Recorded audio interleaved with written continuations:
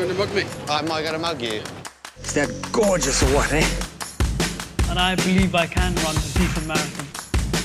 Download Veely now.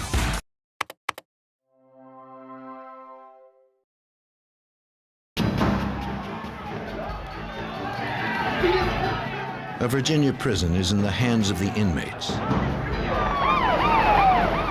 A terrifying escape frees 6 killers from death row.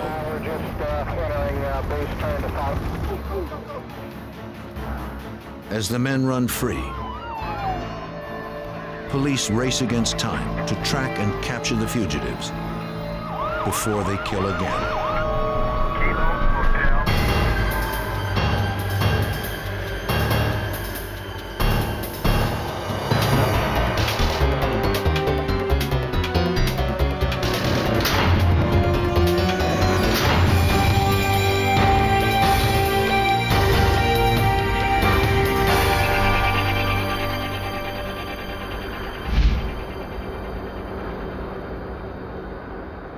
Mecklenburg Correctional Center is the pride of Virginia's prison system.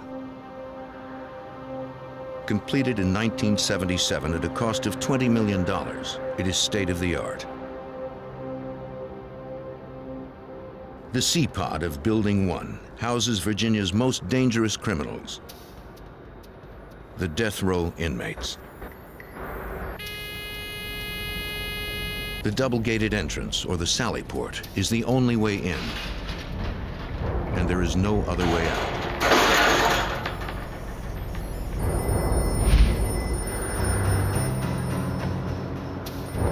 Officer Ron Sawyer is informed a bomb has been found in C-Pod. He is ordered to bring a van to the front of the prison immediately so the bomb unit can move and dispose of the bomb. Prison policy strictly forbids opening both gates at once.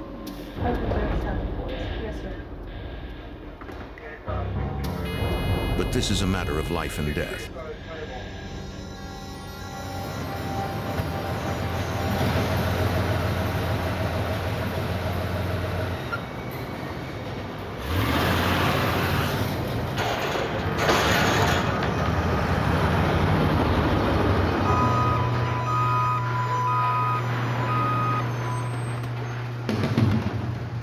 The bomb disposal team, dressed in protective gear, rushes from the building. The bomb is smoking. One of the men sprays the device with a fire extinguisher, apparently to keep it cool.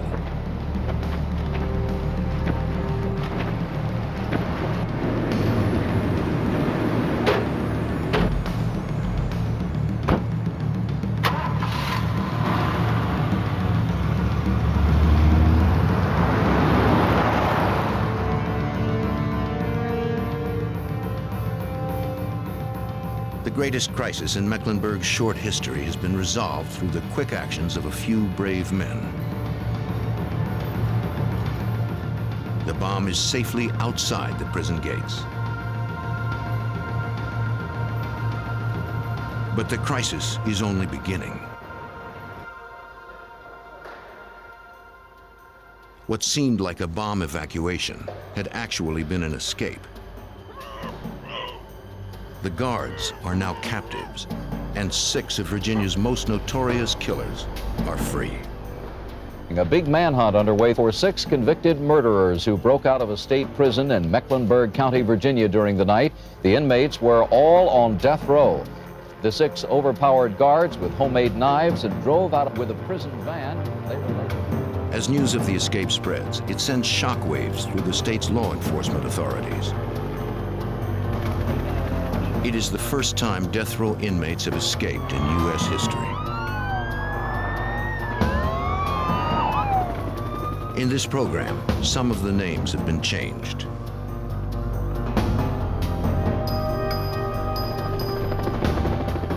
The Virginia State Police and the Bureau of Criminal Investigation officials are awakened from their beds. The governor of Virginia issues a state of alert to the Army and Air National Guard.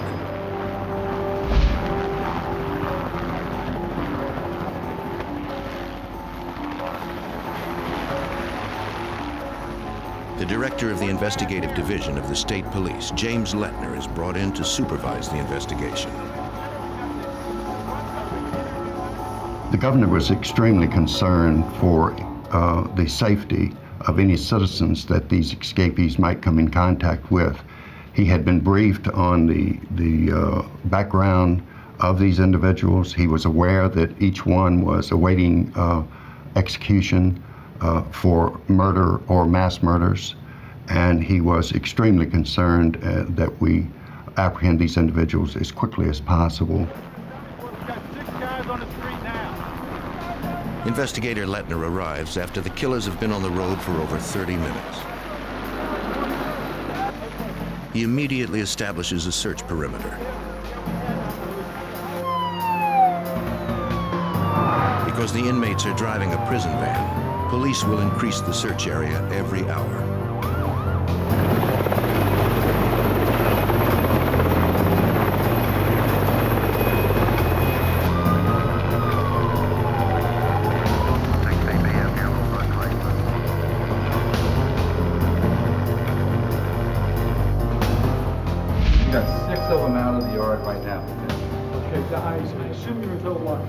We're in lockdown now. We're in lockdown. We're starting to get a final head count on everybody. Go ahead, Captain. Lettner meets with the warden to learn about the men who escaped. Let me tell you, it's been about a month and a half. The news isn't good. The 6 fugitives have been convicted of killing a total of 17 people.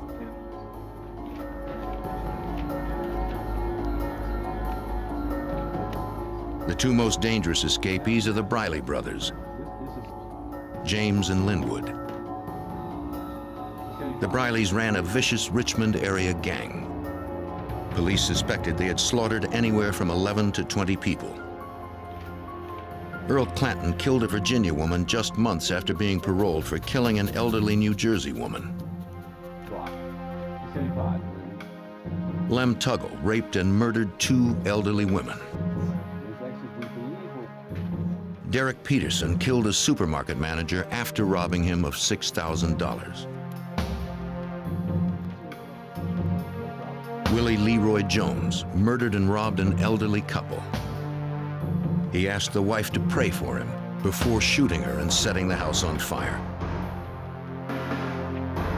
These are the men who escaped from Mecklenburg's death row. Most of them killed more than once, and would likely kill again if given a chance. It never occurred to me that we would not capture the escapees. I felt confident we would. It did occur to me that it would be an absolute miracle if we did so without any great harm coming to some innocent citizen.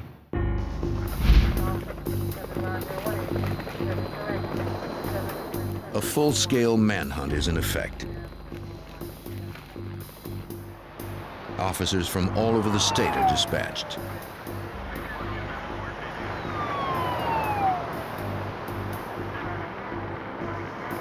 Roadblocks and barricades are set up.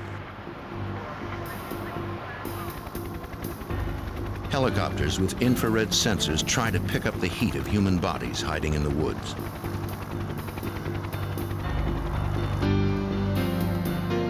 Police know the longer the killers run free, the harder they will be to recapture.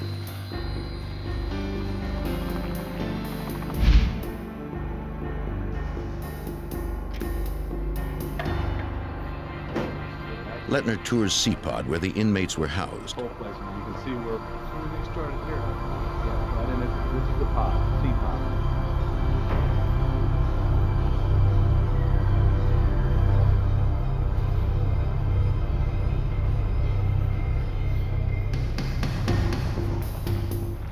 Officers conduct a search of each cell.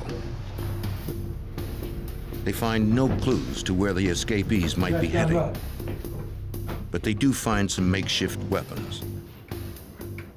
The inmates were very clever in both manufacturing and concealing weapons in their cells. One search that we conducted revealed a table leg that had been used to conceal a hacksaw blade, one shank, and some other contraband.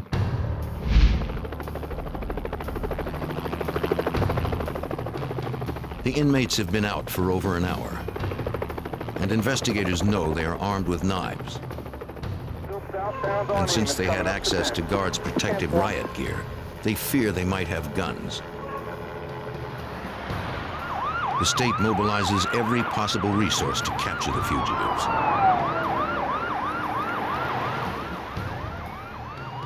A death sentence already hangs over each of the escapees. These men have nothing to lose. Officers comb the perimeter, searching for any sign of the killer's trail.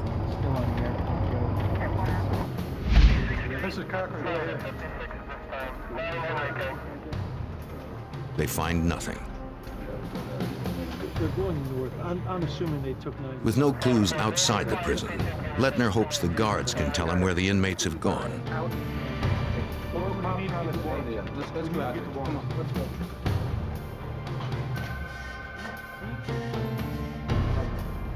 Perhaps during the breakout, they heard something that could help direct the search. The inmates never spoke of where they were headed. The guards know nothing. How would you like to do this? The guards' lack of information makes Lettner suspect they may have helped the prisoners escape. From his years of experience as an investigator for the state police at other prison incidents, Lettner knows that prison guards can be susceptible to bribes.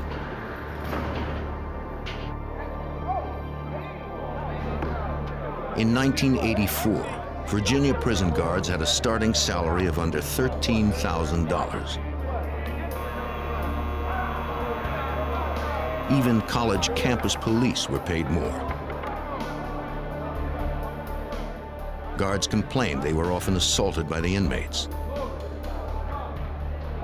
The intimidation and low pay affected their morale.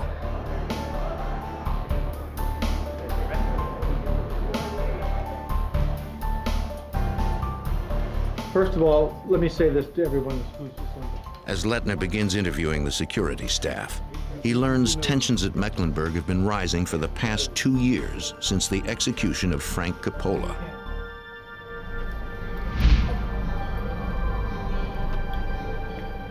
Convicted of beating a woman to death in a robbery, Frank Coppola steadfastly maintained his innocence. But after being on death row for 5 years, he stopped his appeal and asked the court to execute him. Coppola's execution signaled a controversial change in attitude. He was the first man in Virginia to face the electric chair since the death penalty had been reinstated 6 years earlier.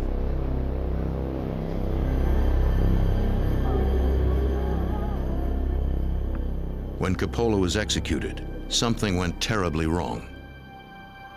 His head and one of his legs caught fire. Human rights advocates accused prison officials of torturing him. And so, among the inmates, Coppola became a martyr. Frank J. Coppola was executed at 11:27 p.m. in the manner prescribed by law. Fears had been growing among the death row inmates. Fears the state would embark on a rash of executions. Author Joe Jackson. When Coppola was executed, I think that the other death row prisoners started to see that they too could be executed. Beforehand, appeals had dragged on.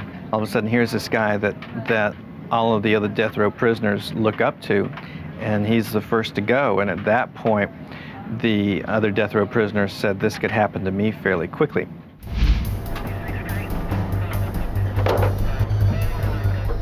Two months before the breakout, an inmate on death row sent an anonymous tip to the state assistant attorney general.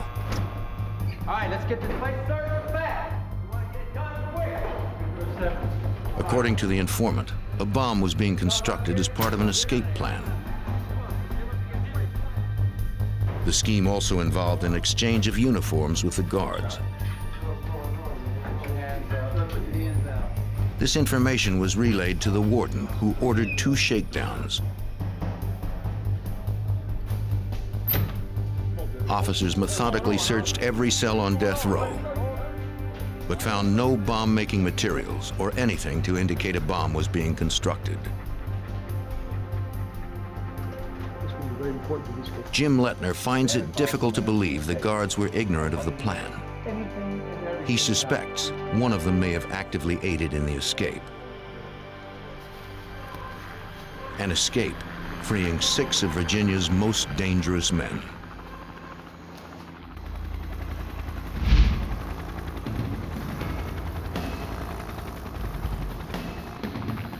Over an hour after the escape, police in Western Virginia mobilize and search the area around Mecklenburg's prison in a hunt for 6 escaped killers. As the minutes tick away, they struggle to maintain their search perimeter. Police begin to fear that if the escaped killers slip beyond the perimeter, innocent people might die. But it is so important that you remember every single detail, no matter how unimportant it may seem to you. Inside the prison, James Lettner questions the guards, fearing one of them helped the inmates escape. Everyone else remains. And desperate to find any clue as to how the breakout occurred and where these dangerous men might be, he calls each officer to account for his actions.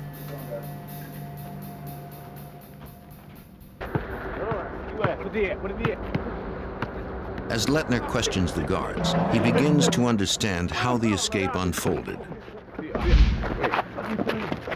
Look, baby, look. You don't need to pass him up. Somebody better get on it. 5 guards stand watch as the condemned men of C-Pod take their daily exercise. That's me. Come on, baby. Willie Turner and another inmate approach an officer, telling him they want to go back in early. One of the men claims he has a knee injury. The other says he wants to use the restroom.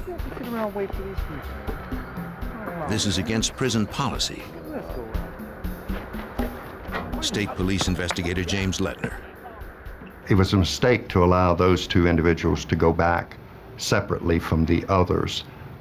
If one inmate went back, then they all were supposed to go back. And the reason for that is that by taking those 2 inmates back early, it took 2 of the correctional officers off the recreation yard and back to the cell area, lessening the number of eyes that were available to watch the remaining inmates as they return from recreation to their cells. Now the ratio of guards to prisoners is disrupted. In the yard, there are only 3 officers left to watch over the remaining inmates. All right, guys, let's do it. Time to go in. Let's do it.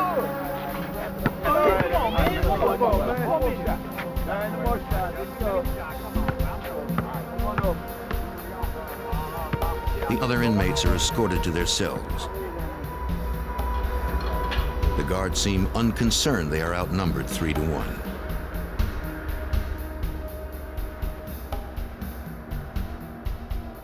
The correctional officers assumed that nothing was going to happen, that everything was fine, that they had a secure operation, and that they simply didn't have to follow these rules. Had they been more vigilant, they would have noticed a plan is already in motion. A plan whose success or failure depends on one man, Earl Clanton. The plan also relies on the guards' complacency. They do not bother to count heads. The inmates bunch up and start to push, distracting the officers. Unnoticed, Clanton slips into the guards' restroom. His job, to wait for a signal. A ruthless killer, Clanton was chosen as the man to make the first strike. In 1980, he stabbed an elementary school librarian 8 times in the head. He then took the belt from her coat and strangled her to death. Because they didn't count heads, the guards have no idea Clanton has disappeared. Lettner's report would later indicate this was a breach of security protocol. It's difficult to believe that when you're dealing with individuals who have everyone murdered at least one person, and in some instances multiple murders, that the correctional officers would become complacent and feel that they didn't have to count these individuals or know where they were at every moment. It's difficult to believe that that would occur, but it did in this instance. The guards escort the inmates back to the day room. They never notice one of them is missing.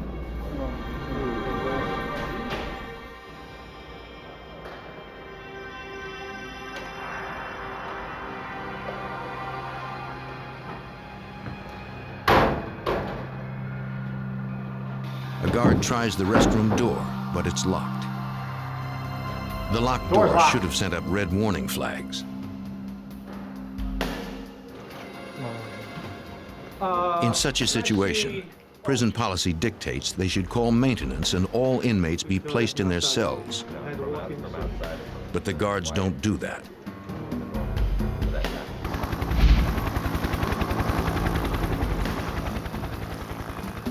Police are beginning to panic. It has been nearly 2 hours and the fugitives have not been spotted. The officers are now working a wide perimeter. They know the larger the perimeter, the easier it is for the inmates to slip past them.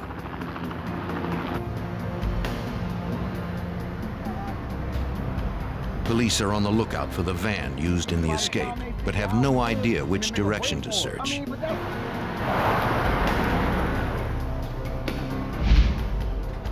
Warden, could I talk to you? James Lettner continues his investigation by questioning Nurse Rose Clark.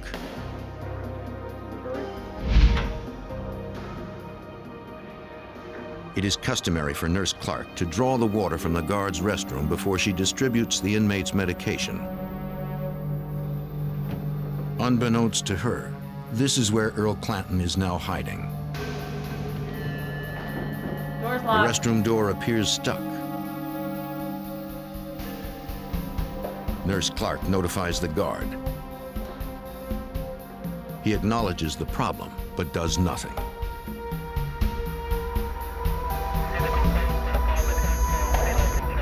All right, get these boys lined up for the medication. All right, everybody in the room. Let's go, gentlemen. Everybody in the room. Turn your go.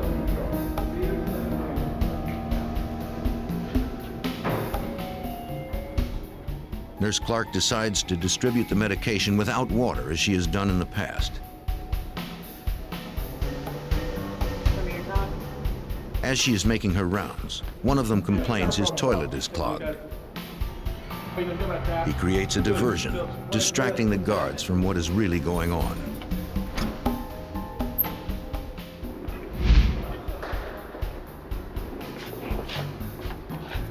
Officer Hunter joins Nurse Clark as she continues making her medication rounds to the other pods in the building.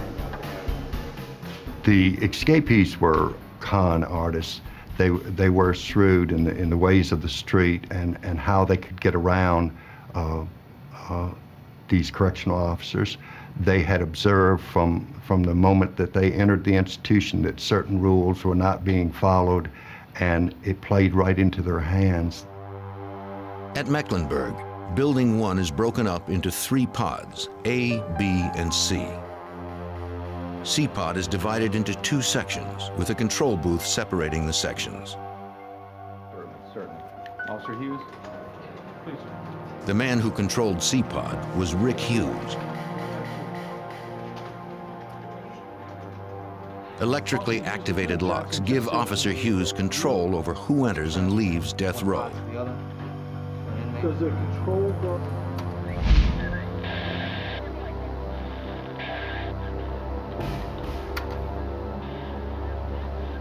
Hughes tells Lettner that one of the inmates got his attention. It was Joe Giarratano, who was housed on the pod's left side. Giarratano asks Hughes to pass a book to inmate James Briley, who was on the pod's right side. All right, I'll do it this time. Come on, come on. Linwood Briley and his brother James received death sentences for 7 murders. In one case, they repeatedly raped a woman within earshot of her common-law husband and their 5-year-old son, then killed the 3 of them. Officer Hughes leaves the door to the control booth ajar, as the prisoners had seen him do dozens of times before. He has no idea the inmates are already arming themselves with knives. There was a fellow by the name of Willie Turner. He was kind of a genius as far as figuring out how to make weapons from the things around him in the prison cell and how to hide them. And he would basically strip metal from around the toilets or the sides of the door or something like that, and sharpen it and make a knife out of it. Convicted of killing a jeweler in 1978 and sentenced to death, Willie Turner never finished 5th grade, but he learned to read and write in prison. He claimed to have made a key for every cell he ever occupied. The guards suspect he is behind the plan to escape.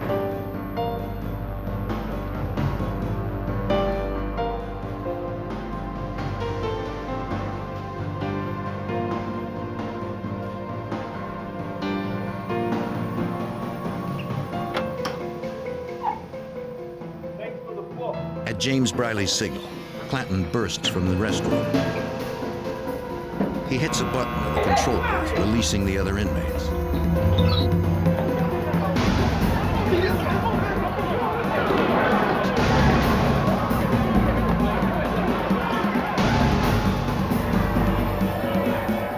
The prisoners take control of C-Pod in barely 3 minutes.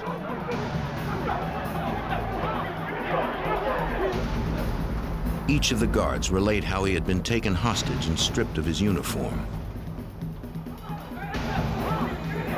The inmates take the only defense the guards have, their nightsticks,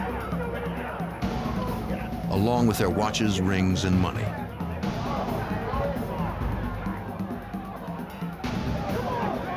The guards are hogtied and shackled with their own handcuffs.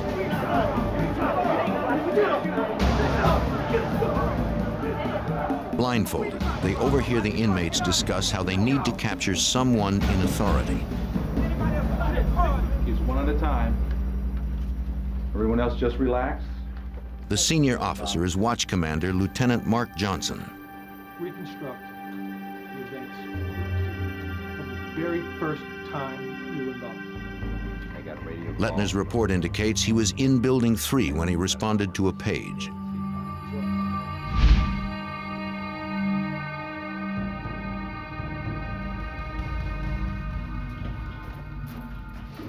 Building 3, located on the opposite side of Mecklenburg, houses the shipping department. Lieutenant Johnson, please call 161. Lieutenant Johnson, 161. Lieutenant Johnson is asked to call the extension of the C-Pod day room.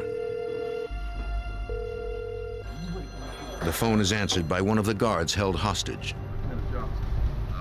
Lieutenant Johnson has no idea the guard is being held at knife point. C-Pod left. Need you right away. The guard tells Johnson he needs help with inmate Giarratano, who he says has been wounded in an altercation. Lieutenant Fisher, Lieutenant Johnson, come in, please.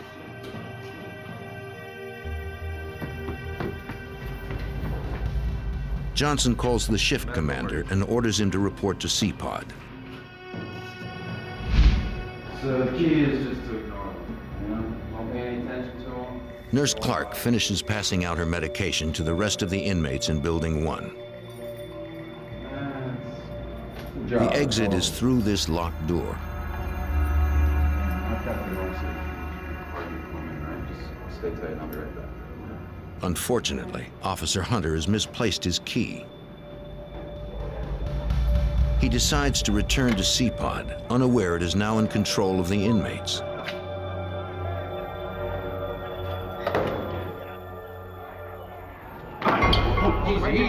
Hunter walks right into their arms.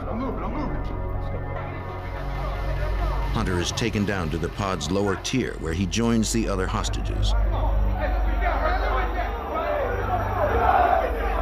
The conspirators need his uniform. They force Hunter to strip to his underwear, then blindfold and hogtie him. The inmates know the security procedures, and they make the system work against itself.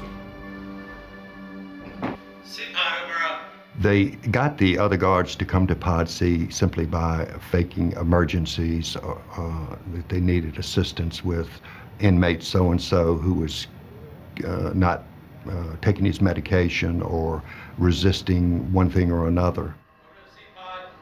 By creating the illusion of a fellow correctional officer in trouble, the inmates lure other guards into C-Pod one by one. They then capture them and take their uniforms. Nurse Clark is beginning to wonder what is keeping Officer Hunter. When a guard finally arrives, she is relieved. Hey, turn around. She has no idea her terrifying ordeal is just beginning.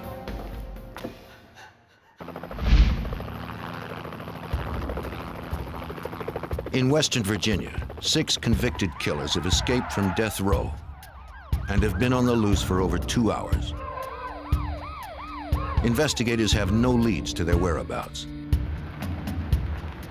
Police are frantically searching a wide perimeter.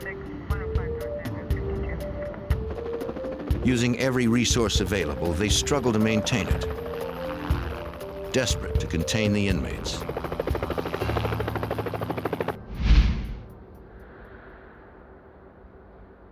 Virginia State Police investigator Jim Lettner continues gathering information for his report by interrogating the prison security staff, hoping they will provide some leads to where the escaped inmates are headed. Each officer recounts his terrifying ordeal.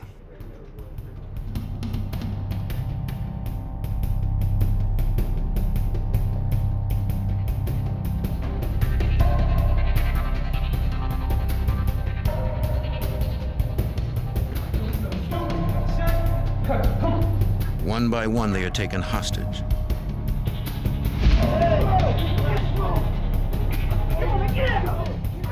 The inmates use their uniforms as a disguise to lure more officers into the trap.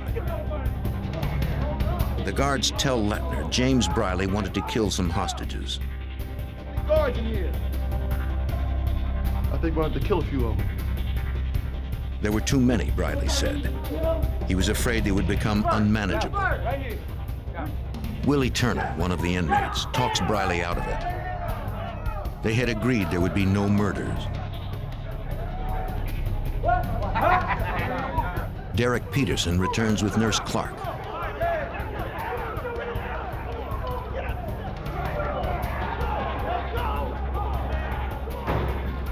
They take her to a cell.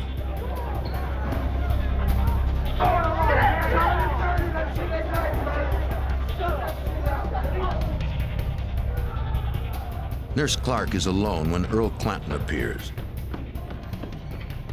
Clanton had been convicted of killing 2 women, and now he has his eyes on Nurse Clark. Surrounded by convicted killers bent on freedom or revenge, the security staff doubts they will live to see morning. The screams of Nurse Clark stir them to anger, but they can do nothing. Linwood Briley joins Earl Clanton. As they begin to molest the nurse, Wilbert Lee Evans stops the men.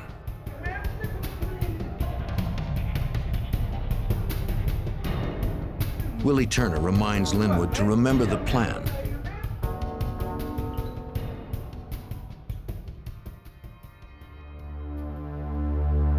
It has been 20 minutes since Lieutenant Johnson received a report about an emergency on death row.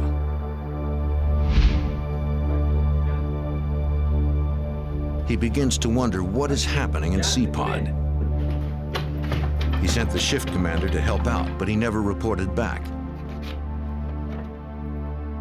Johnson investigates the situation himself.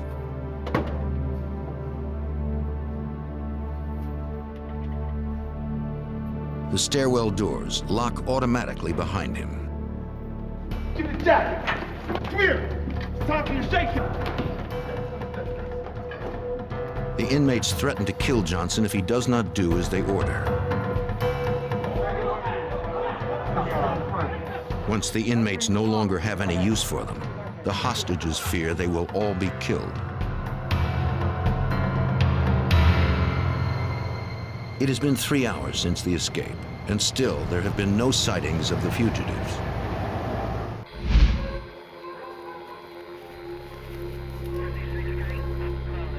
Authorities begin to fear they've slipped the search perimeter.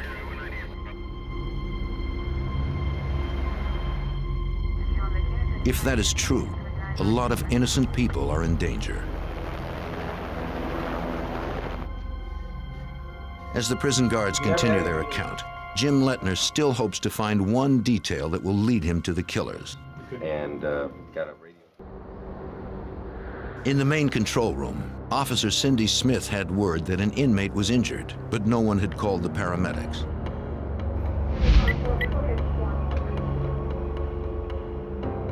During the past hour, several officers and supervisors had gone up to death row.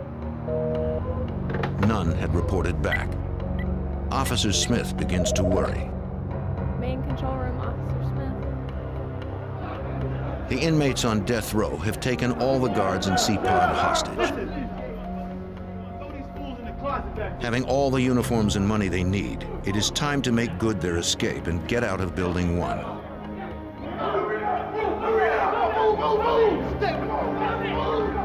They move the hostages to a janitor's closet at the end of C-Pod.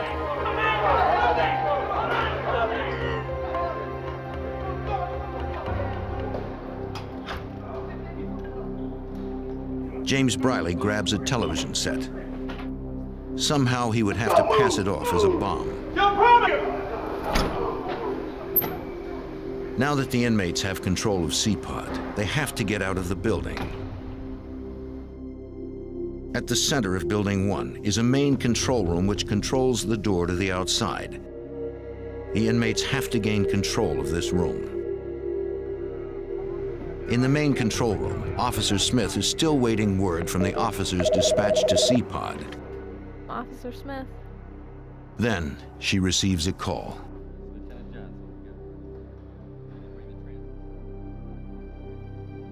It sounds like Lieutenant Johnson. He tells her a man is being sent to relieve her. By having her supervisor, who was a hostage, call her and tell her that she would be relieved of duty by another guard. She didn't question who the guard was.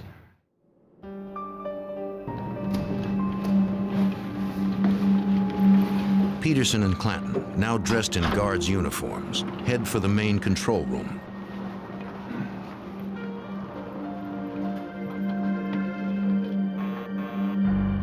Officer Smith has no way of knowing the officer sent to relieve her is Derek Peterson. Come on, get down on the ground. Get down on the ground. Get down. All right, there you go. The prisoners now have control of all the doors to Building 1. But there is only one way out of the prison compound: the Sally Port. James Briley forces Lieutenant Johnson to call for a van. Got a bomb in Building 1. We need both vehicle sally ports open. He claims they have an emergency. The van must be brought around to the main Sally Port. I'll stay back here with the doors for you. Willie Turner has an appeal pending and volunteers to stay behind and guard the hostages. In the C-Pod control booth, Joe Giarratano, who also stays behind, pushes a button, opening the stairwell door. The rest of the conspirators, disguised as guards, troop downstairs to the loading dock. Lieutenant Johnson is no longer needed, and so the watch commander is imprisoned in the Building 1 stairwell.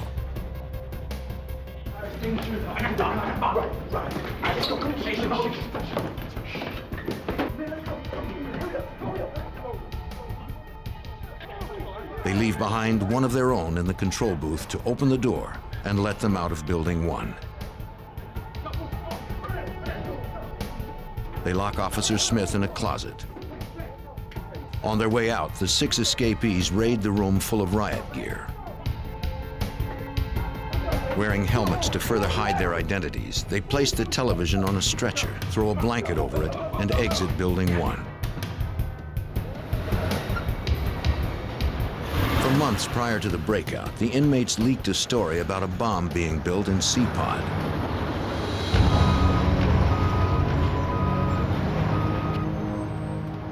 So when James Briley warns the officer in charge of the van that they have a live explosive device and it might go off, the terrified officer completely believes him.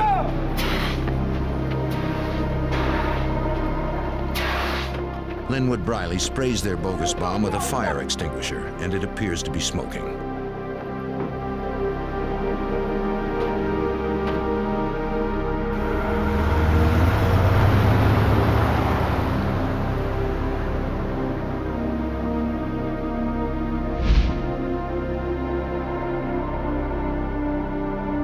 The escape has taken less than 2 hours to execute. And now, 6 vicious killers are roaming free.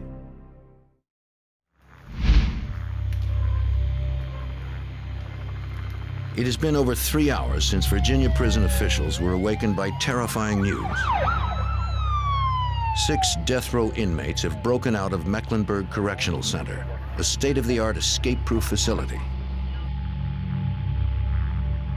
All police have is a widening search and no leads. James Lettner reports that none of the guards conspired in the escape. They are guilty only of errors in judgment. Each error by itself would not have been enough, but taken together, they enabled 6 condemned men to escape. The most pressing question on Lettner's mind is where the killers are headed. Between them, the 6 escapees have been convicted of killing 17 persons.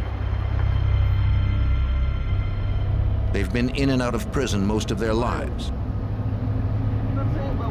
And now, they are free men.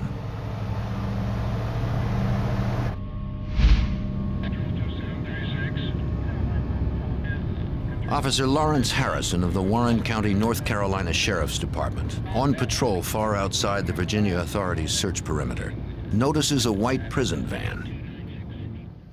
At the time, I thought it was just correctional people could transfer because they do that at night. And they came by, they waited me, and I waited them, and they kept going. The prisoners have slipped the perimeter, and Officer Harrison has not yet been informed of the breakout. The escapees realize a white prison van would be easily spotted. As their euphoria from the escape wears off, they begin arguing about where they should go, what they should do with the van. Someone suggests they hide the van in the woods and cover it with branches. But that would take time, and the 6 are getting nervous. While driving through Warrenton, North Carolina, a town of about 1,000 people, they find a grove of trees. It looks like a good place to leave the van.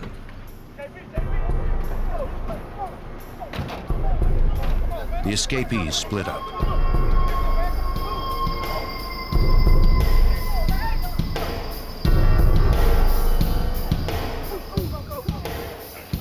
The Brileys, Tuggle, and Jones go one direction.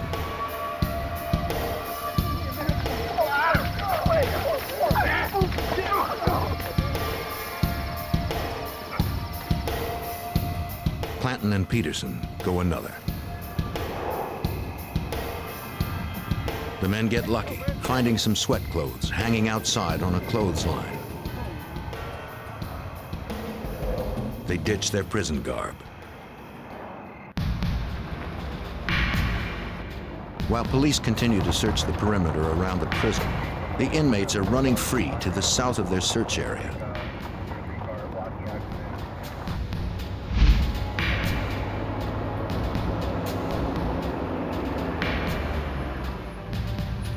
The fugitives have been on the run for 3.5 hours when a North Carolina Highway Patrol officer discovers the prison van. 211 Central. I'm stopping to check out a suspicious van in the back of the schoolyard. It's 30 miles from Mecklenburg. It had been driven into some trees behind the Marion Boyd Elementary School. Parked near the playground, the van is hardly inconspicuous.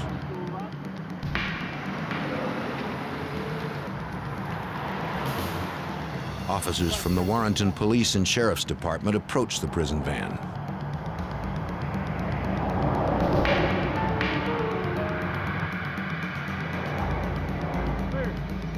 Take the door here. Take the door.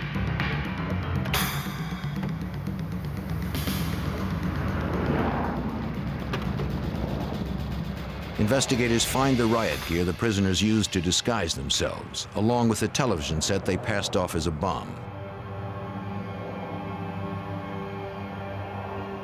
Unfortunately, they find nothing to indicate which direction the escapees are heading. The riot gear can furnish a scent for the bloodhounds.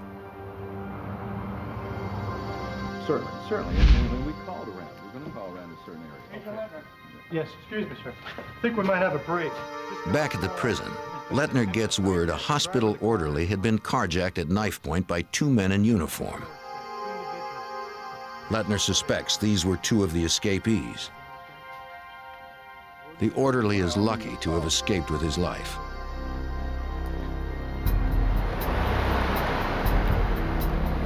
When investigators examine his car, they find a prison shank similar to those used in the escape in the back seat. Police know the men have now split up, and 2 of them are on foot.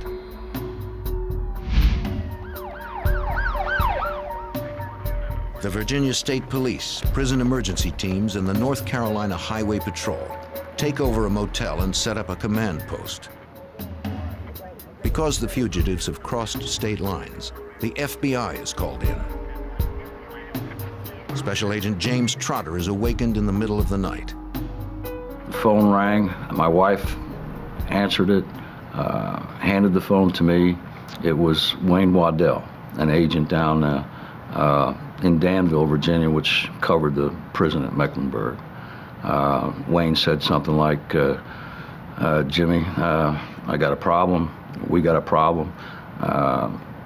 6 guys have broken out of death row here. The fact the escapees split up would make them harder to find. But if they were on foot, they couldn't go far.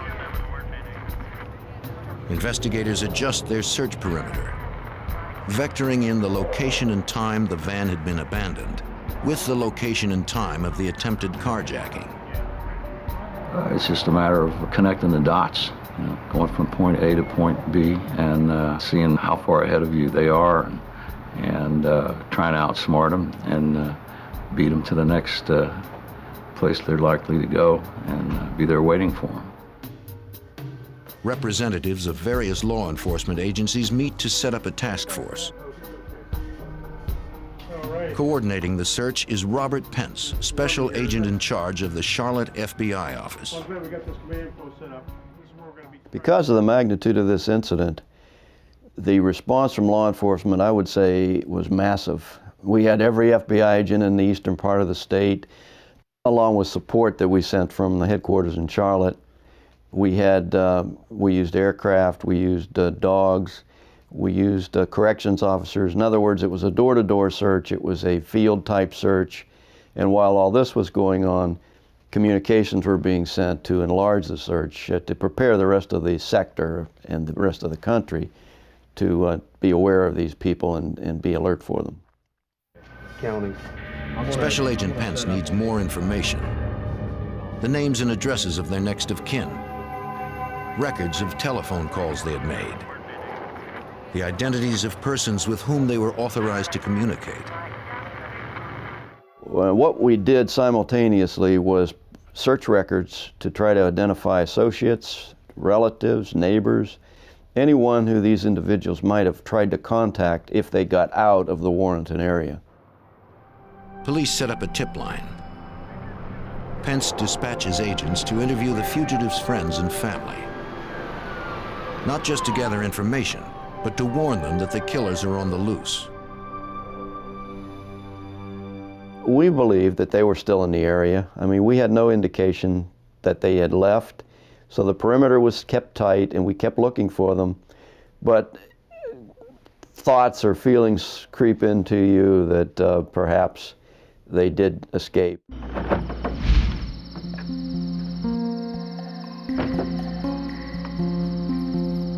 Then, what the police fear most happens.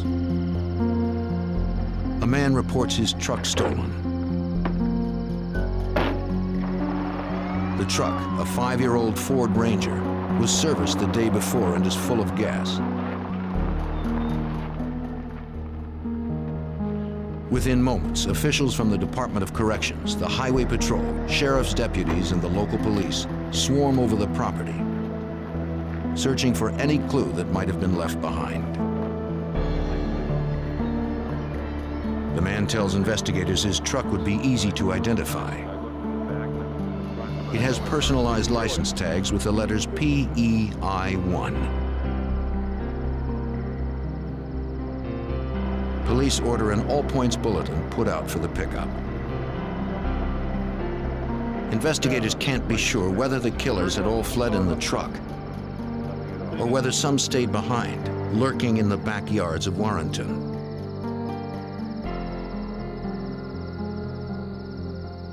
Special Agent Pence. So initially it was to try to contain them, and then it became a national search. So while all this was going on, while the physical search was going on, communications would be sent advising the rest of the country about what happened here, that we had the largest breakout of death row inmates in U.S. history, and we needed to apprehend them very quickly. The new perimeter has just been shattered. Now that the escapees have a vehicle, the search area extends for hundreds of miles up the East Coast.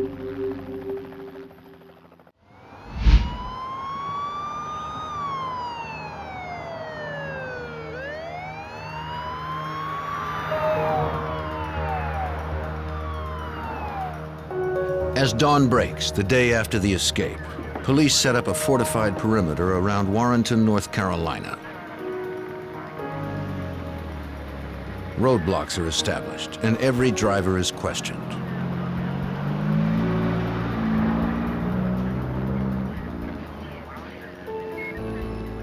Search teams are organized. Every available law enforcement officer is recruited. Police bring in tracking dogs to follow the escapees' scent. Starting in the area immediately around the van, a pattern search fans out like ripples in a pond, covering an ever wider area, requiring more and more manpower. Police comb the woods and search outbuildings, anywhere the escapees might hide. After several hours of searching, the investigators know only that the fugitives had split up. Some of them may have stolen a truck, but police were no closer to finding them than when they started.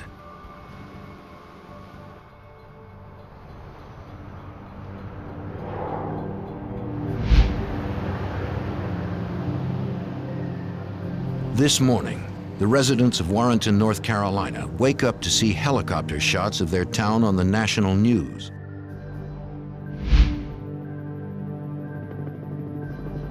At the prison, officials attempt to answer the questions of a frightened public. At this point in time, our primary concern is the recapture of the inmates who are at large at this point, and we are cooperating with the FBI, with North Carolina, with a number of other authorities in an effort to do that. Fred Patton, District First Sergeant in the North Carolina Highway Patrol. You could all but chart it like a fog bank as the fear rolled across the 4 counties from Warrenton outward. And as the sightings increased, people became more frightened. The fact that they were in their midst 6 people that had killed 17 folks, had murdered them, including a 5-year-old child. And among their rapes was a 76-year-old woman. They began to arm themselves. Warrenton residents scrambled to buy weapons and ammunition.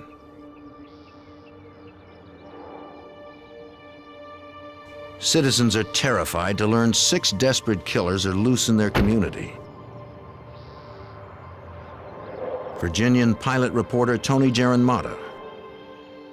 There was a lot of tension, a lot of fear. I remember people talking, saying they had their guns, and if anybody came on their step, they would shoot them. Talked to some of the merchants in this little town. Apparently, got cleaned out of guns, and there was no ammunition to be bought. Residents barricade themselves in their homes. Aware the fugitives have disguised themselves as guards, they are wary of police officers and answer their doors with weapons in hand. Special Agent Robert Pence. And we had a lot of fear in the neighborhood of Warrenton, where they were supposedly or possibly still contained. People were extremely afraid and scared, and people were going around door to door making announcements that lock your doors, lock your cars. A lot of people didn't sleep there for a few nights. 300 sheriff's deputies, state troopers, and highway patrol officers join in the search, hoping to ease the public's fears. Warren County Sheriff's Deputy Lawrence Harrison. At that time, with deputies, what few we had, we made deliveries for the old ladies that would call up to the grocery store want something. We would pick it up and carry it to them because they were scared to come out. How many people are in the search right now? I don't know the number. The media clamors for any information about the investigation. How many sightings have you had total that you know of? Well, there have been some confirmed and some unconfirmed. So How many confirmed? At this time we have 2 confirmed. Anything on the pickup? The anxious public wants to know where the fugitives might be. What was the time of the last night? They're laying low until dark. Well, that's a possibility. Is that certainly, it's something that easier to move and not be detected after dark. What do you do in that case?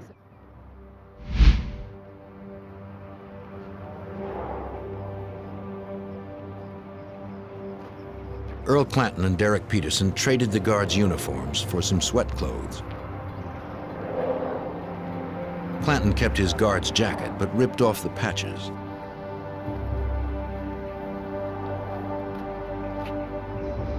The 2 fugitives walk into a coin-operated laundry. Having spent a sleepless night on the run, they are hungry and thirsty. They had just been to a convenience store where they bought a bottle of wine and some cheese.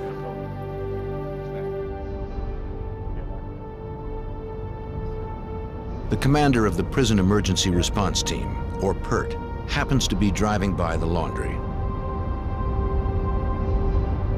He spots a man wearing a coat. The coat is the same color and cut as a Mecklenburg Guard's uniform. Certain this is one of the escaped inmates, the officer decides to arrest him before he can leave the laundry. He hopes to catch him by surprise. Man, get out, get out. Go, freeze! Let me see your hands. Turn around, get your hands up.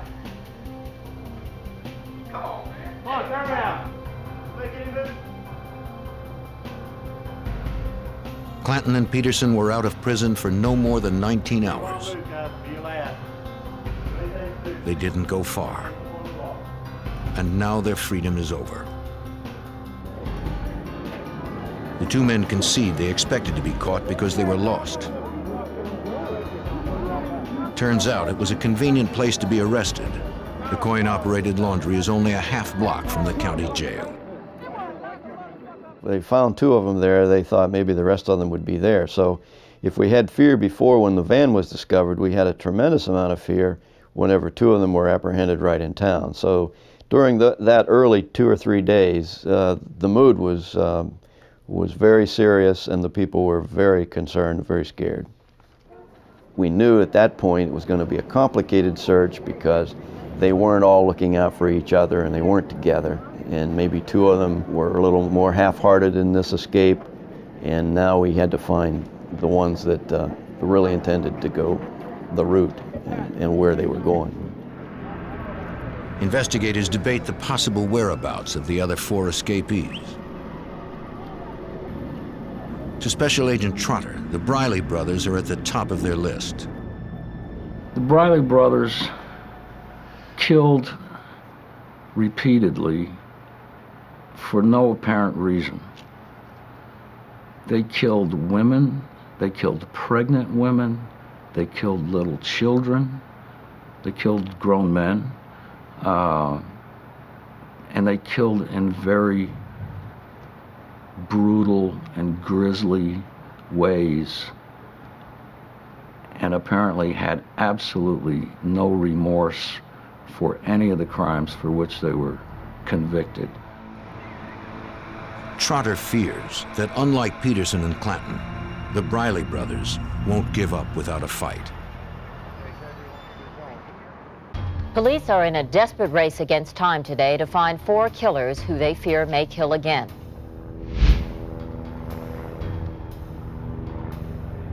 The capture of 2 escapees in the town of Warrenton, North Carolina, only intensifies the sense of fear in the region. On the second day of the search, police scour a North Carolina campground after a woman reports she saw 2 of the convicts jogging across a field. Officers fan out through the woods, emerging hours later with nothing but a cold trail.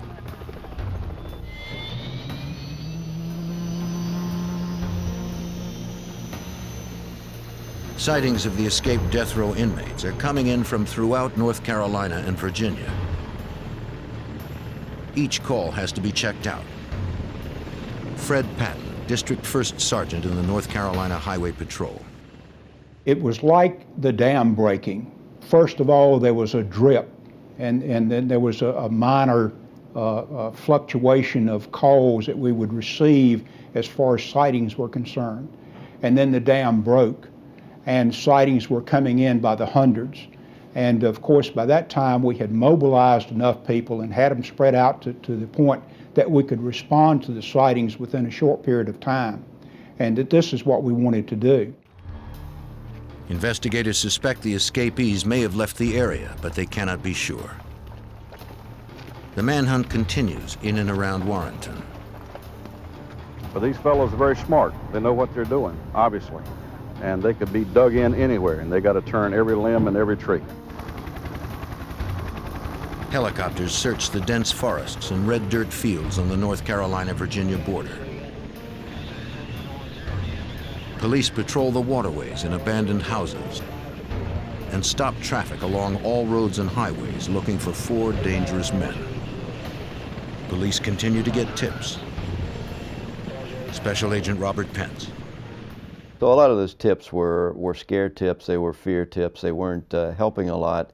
And I don't believe that any of the calls really materialized as far as giving us direction about where these fugitives might be. But I do think it gave the citizens a conduit to really vent some of their fears and concerns. A manhunt sweeps the forests and swamps. All day long they search, growing more miserable by the hour. They run out of insect repellent in Warrenton and have to send out for more. The officers endure difficult conditions, all to no avail. Officer Lawrence Harrison responds to several sightings of the fugitives. Everybody in the whole county has seen them once we get there. And I don't know how many bloodhounds we didn't have here. They would say, I saw him run across the road down here. We take the bloodhounds down there, turned out nothing. And they said, I saw him run down there. We take the bloodhounds down there. And sometimes we probably running them guys. We did see some guys run across the road, but it wasn't the Briley brothers coming from the liquor store and the marijuana patch.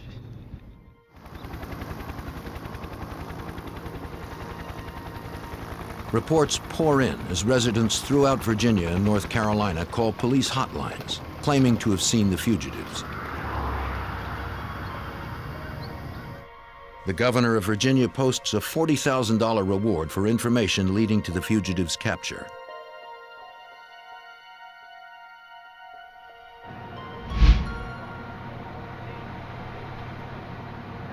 Sightings come in from North Carolina and Virginia. Every call has to be checked out, but leads nowhere. Thinking the Brileys might return to their old neighborhood, Richmond, Virginia, police interview their acquaintances and former gang members. Special Agent James Trotter. These guys just killed to see people die, just to be killing.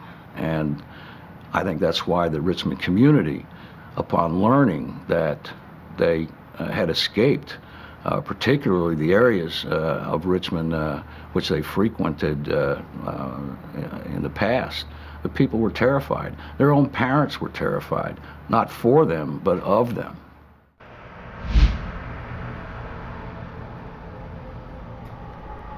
In Portsmouth, Virginia, just a few hours' drive from Warrenton, a police officer spots two men breaking into a car. Hey, police, what are y'all doing? See some hands. See some y'all. Let me see your hands. Step out from behind the car. Step out from behind the car. Let me see your hands. Good. When he tries to stop them, the two men open fire.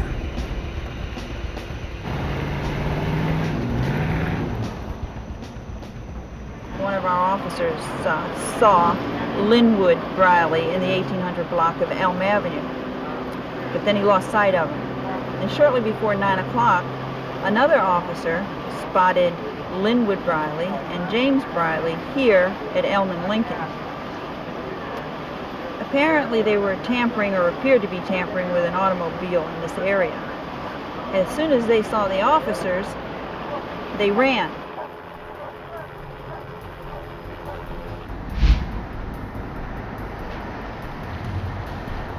As fears spread, the sightings keep coming in from far and wide. If the escapees did steal a pickup truck, they could be anywhere. The missing vehicle had enough fuel to get past Richmond.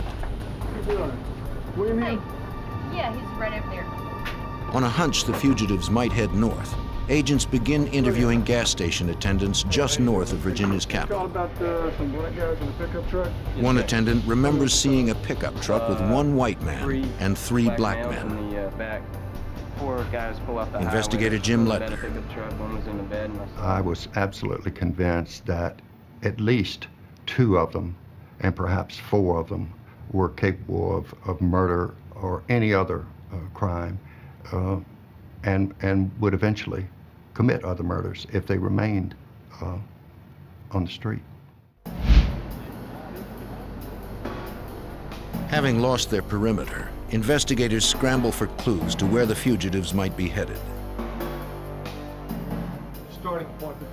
They focus their attention on the leaders of the gang. They begin by examining a log of phone calls made from death row.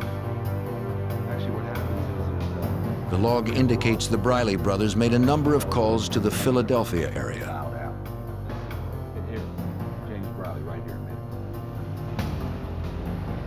The log entries lead agents to one wrong address after another. They begin to suspect the Brileys entered false phone numbers. Michael Carbonell is a supervisory special agent with the FBI in Philadelphia. Based upon all the negative investigation we had conducted, I felt that those numbers were not right. In other words, they were not telling the guard which number they were actually calling. Investigators subpoena the toll records corresponding to the phone on death row. When they compare it to the handwritten log, their suspicions are confirmed. The phone company's records show the actual numbers the Brileys called. Agents now have over 50 good numbers to investigate. Okay, the only other thing we had was maybe mail.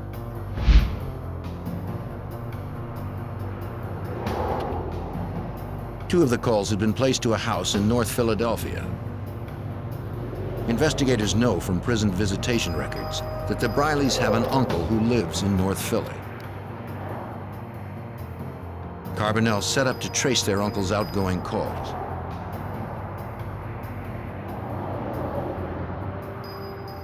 I didn't think that the Briley brothers would be staying with him, and I didn't want to hit his house until we were absolutely sure that they were here. The time was on our side at that point, so we decided to put a surveillance on his residence, and we conducted that surveillance for probably 4 or 5 days. The FBI watches the Brileys' uncle's every move. Although they never see him with the Brileys, the agents have no choice but to wait it out.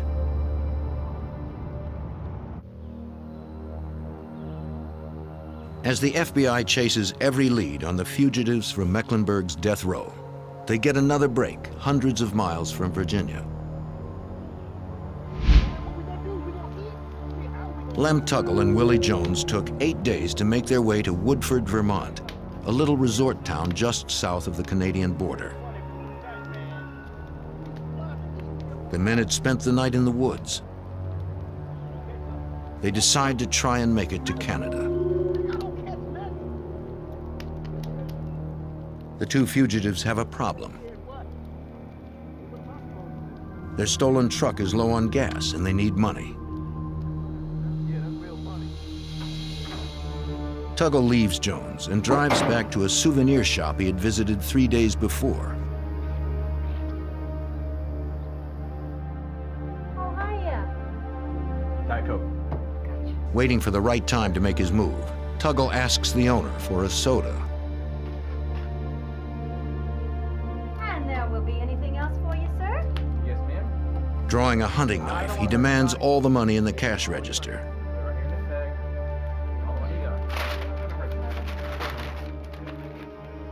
Once Tuggle gets the money, he turns and walks out. The woman notes the truck's license tag, PEI-1. It is easy to remember. The take is about $80 and change. It isn't much, but it's enough for gas and a new start in Canada. Unfortunately for Tuggle, he is heading in the wrong direction.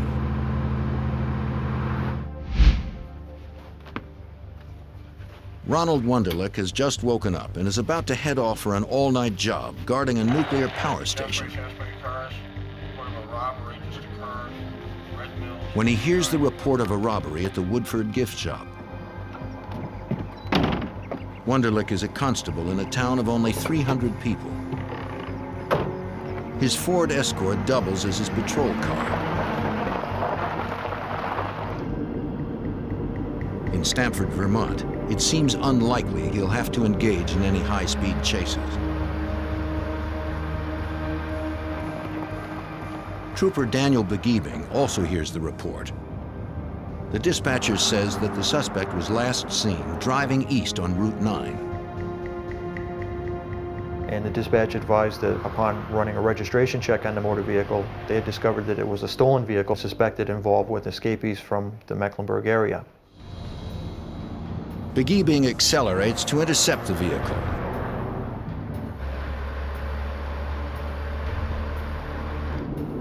Wunderlich is driving out of Stamford when he spots the suspect vehicle coming right at him on the wrong side of the road. The constable whips his Ford Escort into a U-turn and begins a pursuit. Author Joe Jackson. Most the town constable had ever really done before was to hustle drunks off the street and check out reports of stolen bicycles. And all of a sudden he was chasing this crazy man who had robbed a store at knife point. Wunderlich radios Begiebing that the truck is now heading south toward the state of Massachusetts. Trooper Begiebing goes from a Code 2 to a Code 3 response, using his lights and siren.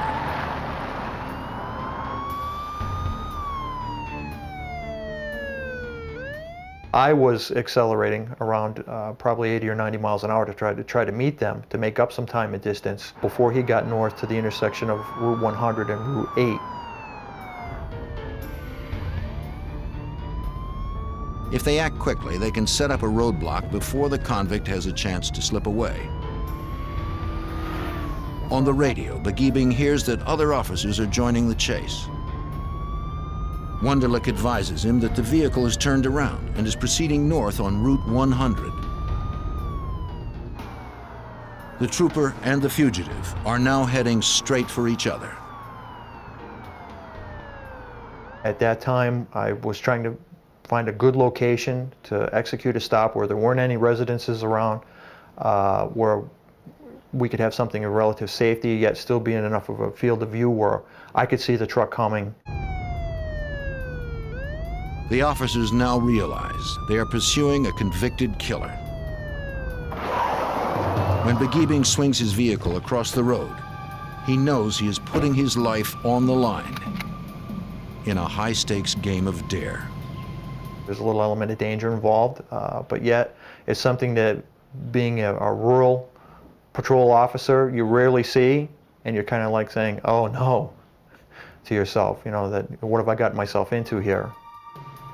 Begiebing is gambling that the suspect isn't desperate enough to ram his cruiser, or that he is a good enough shot to stop him before he does. A Vermont state trooper and a town constable have boxed in one of the death row escapees. It's now a question of whether Lem Tuggle, who had been convicted of killing 2 persons, would be squeamish about killing a 3rd.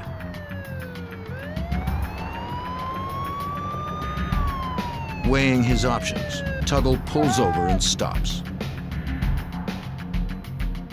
I then ordered him to place his hands out the window so I could see his hands, and we then ordered Tuggle from the truck to lay down on the pavement, and then approached him and took him into custody.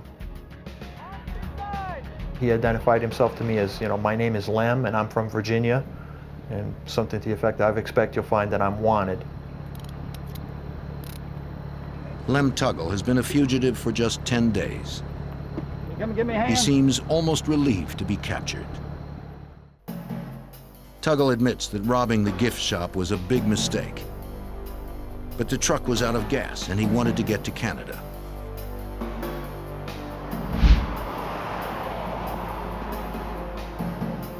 The next day, an unusual call comes in to the Vermont State Police. State Police Derby.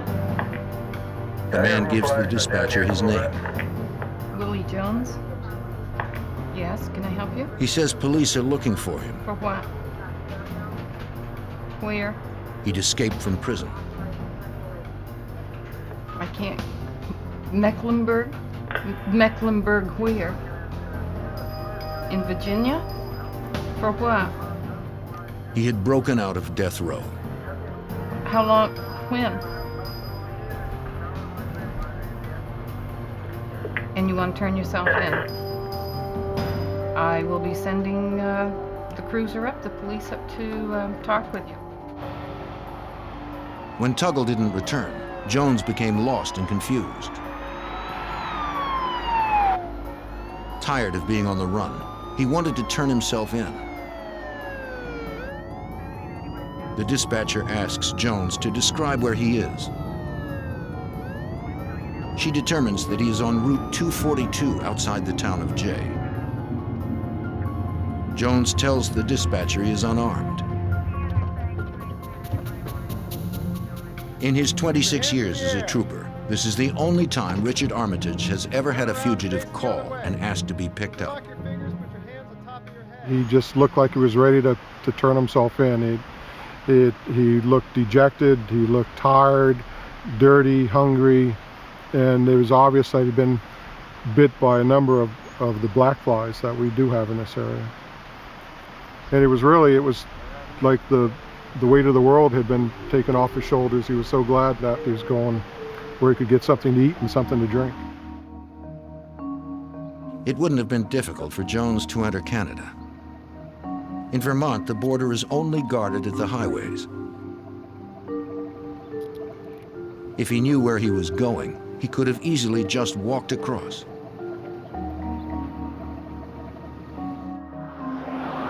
But Jones gave himself up just 5 miles from the Canadian border.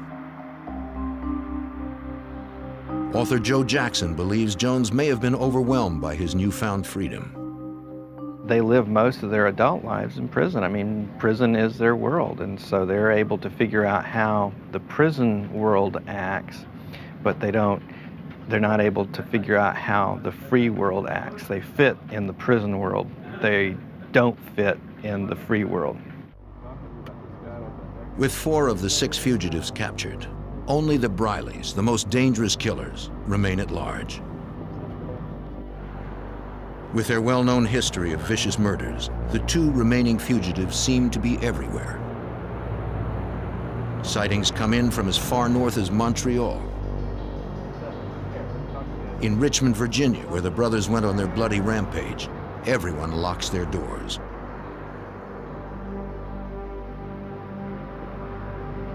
A manhunt is organized in Oxford, North Carolina, after a man thought to be Linwood Briley steals some cans of food from a convenience store. In Richmond, Virginia, the family of a former gang member who turned state's evidence against the Brileys is given police protection.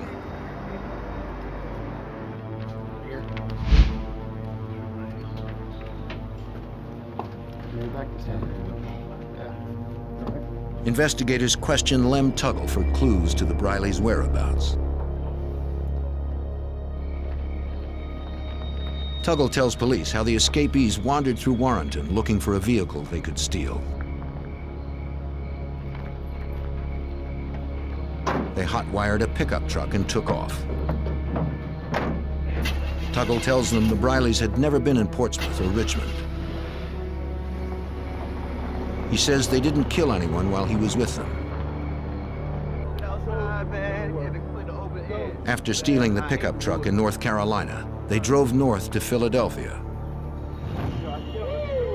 They burned the guards' uniforms in a trash can. According to Tuggle, the Brileys claimed they arranged for someone to meet them with clothes and a gun. Tuggle further recalls that James Briley stuck one of the guards' badges into a tree in Philadelphia's Hunting Park. He and Jones then headed north towards the Canadian border. Tuggle claims they even stopped and asked 2 state troopers for directions to the New Jersey Turnpike. There they were, driving along, 2 escaped convicts from a maximum security prison. Wanted by the FBI and law enforcement agencies in several states. But apparently no one noticed them. Tuggle says he and Jones eventually parted company at a campground when he left to rob the gift shop.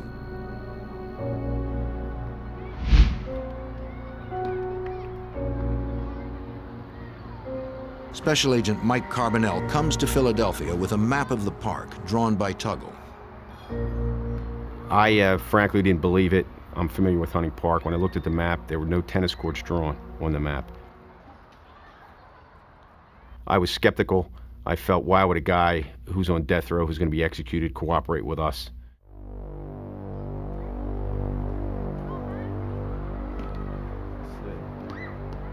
Searching the trees, investigators find the guard's badge. This confirms Tuggle's story. I was stunned. I didn't believe it. But the proof is in the pudding. The badge was there, and then we knew that they were here. The FBI knows the Brileys have an uncle in Philadelphia. They believe the 2 fugitives will probably contact him if they haven't done so already. Special Agent James Trotter. They set up a surveillance and sat there for days, nothing. He would call me and report. He would say, the guy's not doing anything, nobody's coming or going.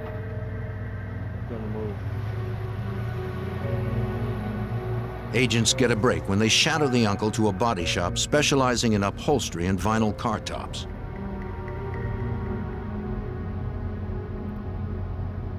Days earlier, a woman in New York notified police she received a call from James Briley. The call originated from this garage. Its owner, Dan Latham, had been introduced to the Brileys by their uncle using false names. He called them Lucky and Slim.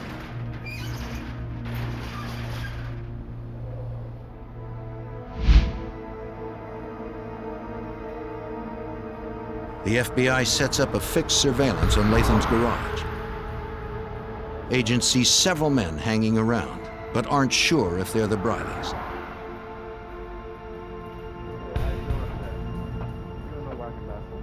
They send in an informant from the neighborhood to try and confirm an ID.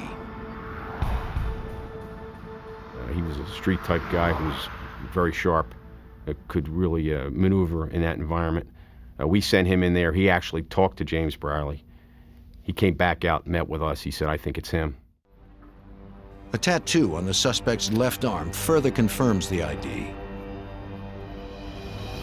Agents believe they have found James, but they see no sign of his brother Linwood. They wonder whether to go in and arrest one, or wait with the hope of getting both. But if they wait, Virginia's most notorious serial killers might slip away.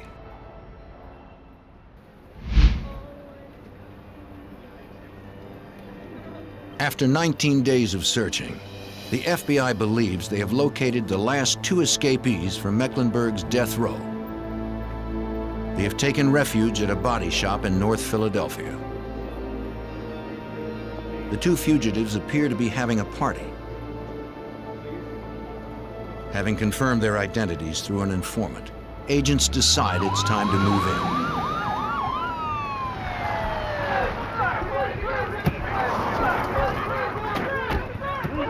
Garage owner Dan Latham is surprised by all the commotion. I myself was in the office on the phone, just taking it easy, and I heard some wheels screeching, coming to a halt, and I heard a lot of screaming. I looked outside, all I seen was guns, a lot of guns. Both brothers admit their identities and are led away in handcuffs. The nationwide manhunt is over. The last of the Mecklenburg Six are recaptured. They had been free for 19 days. For Sergeant Fred Patton, it is the end of a nightmare. When the Briley brothers were finally apprehended in Philadelphia, it was like the weight of the world had been lifted off of you, because I reiterate that these were bad folks.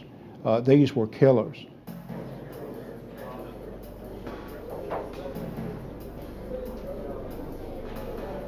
The Briley brothers, who are facing death sentences in Virginia, were picked up at a car shop on Philadelphia's north side. FBI agent John Hogan says they were surprised when 20 agents surrounded them.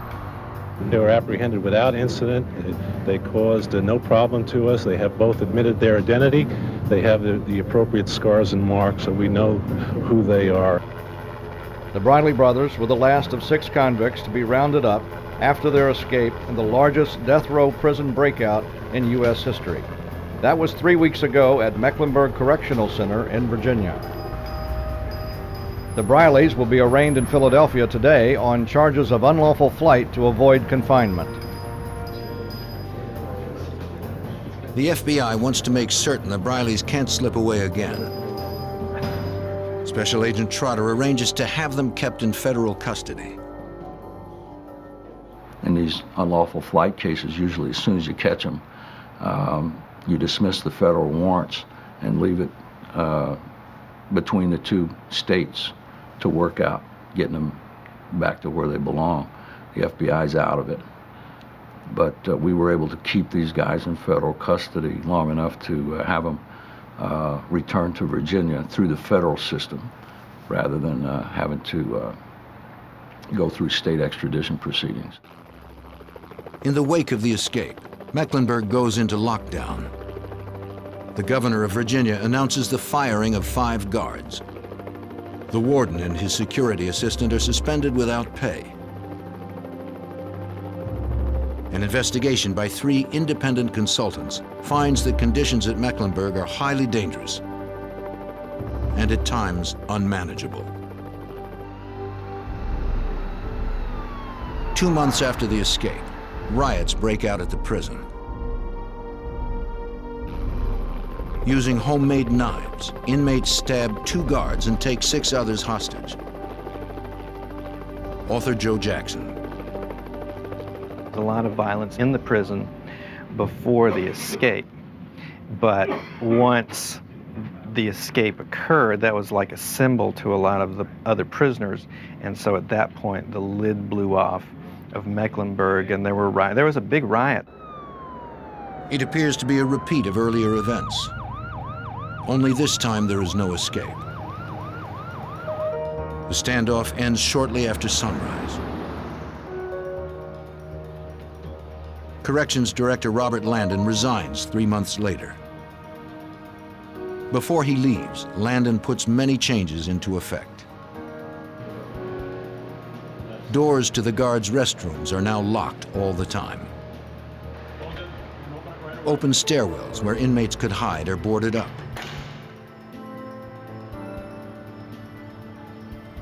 Stricter procedures are put in place. An interlock is installed on the main sally port, preventing both gates from opening at once.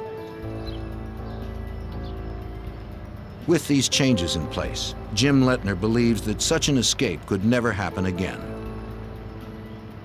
Corrections were made to our institutions, both in the way jobs were performed, as well as new regulations that were instituted that makes our prisons more apt to be escape-free in the future. In October of 1984, as Linwood Briley's execution grows near, he is quoted as saying, "At least I had my 19 days." Briley is the second man in 22 years to be executed in Virginia. But in the aftermath of the escape, officials step up the rate of executions.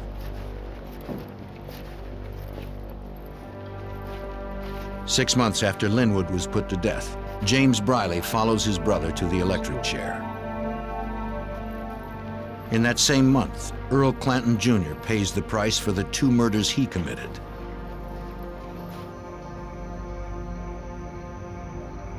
Derek Peterson, one of the first escapees to be recaptured, makes his final walk in 1991.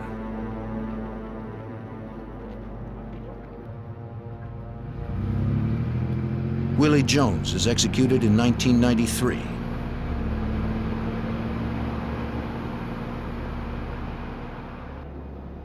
Willie Turner masterminded the escape, but he remained behind because he had an appeal pending.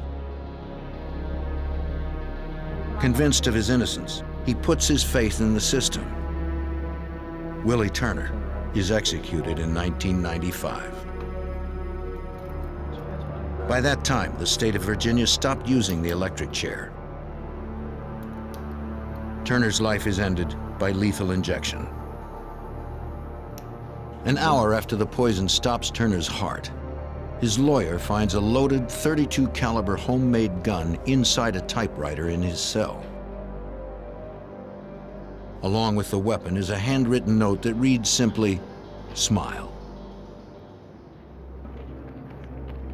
The last escapee to die is Lem Tuggle. On December 12, 1996, the convicted double murderer is led to the death chamber. Joe Giarratano, whose book passing started the escape, had his sentence commuted to life in prison. Of all the conspirators, he is the only survivor.